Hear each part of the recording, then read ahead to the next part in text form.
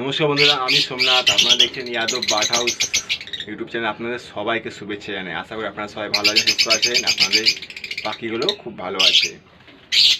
তো আজকে দুপুরবেলা আমি বাড়িতে আছি, ছুটির দিন।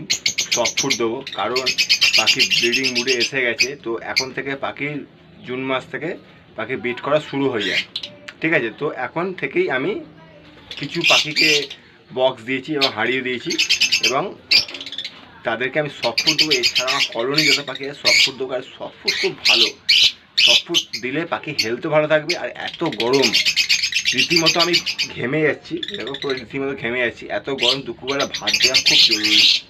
শরীর ঠান্ডা থাকবে। ভাতের সাথে আর কী দিচ্ছি সেটাও দেখো। দেখতে পাচ্ছ ভাতের সাথে কি আছে? গম আছে, ভুট্টা আছে, আর নামমাত্র কালা নুন, যেটা বলে বিট নুন, ঠিক আছে?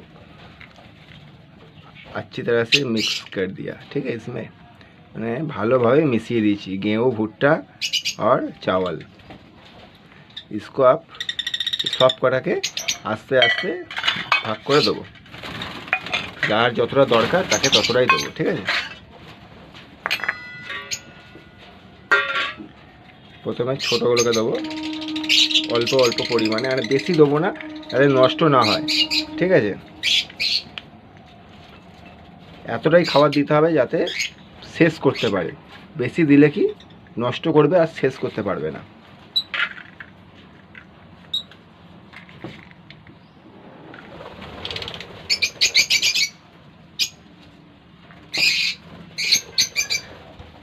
এটা আমার কলোনির জন্য, ঠিক আছে?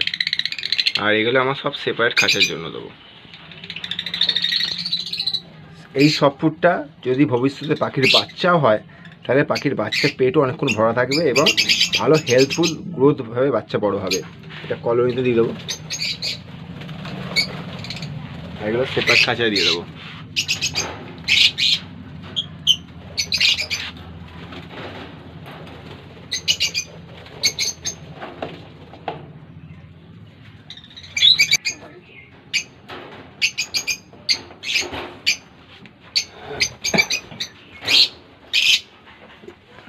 একো বক্স দিয়ে দিয়েছি আর একো বক্স দিয়ে দিয়েছি, ঠিক আছে? এই হাই মেডিটেশনগুলোকে সব বক্স দিয়ে দিয়েছি। দেখা যাক, অ্যাডভান্স বক্স দিয়েছি কারণ তাহলে ডিম পাড়তে, যদি হাই মিউটেশন সবসময় ডিম পাড়তে লেট করে, ওই জন্য ওদেরকে 1 মাস আগে থেকে বক্স দিয়েছি। বিট করতে সময় নেবে, ডিম পাড়তে সময় নেবে, সেই হিসাব করে এদেরকে হাঁড়ি দিয়ে দিয়েছি। অ্যালবিনোগুলোকে সব হাঁড়ি,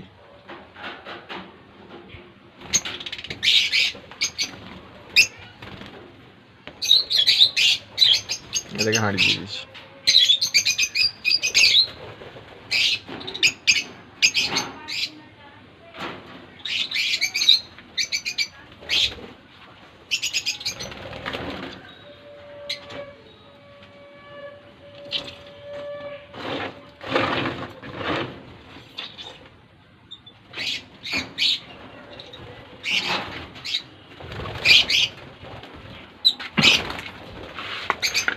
इस साल के पट्टे हैं सब, ये बच्चों বাচ্চা সব এগুলো। এদেরকে দেবো সফট ফুড।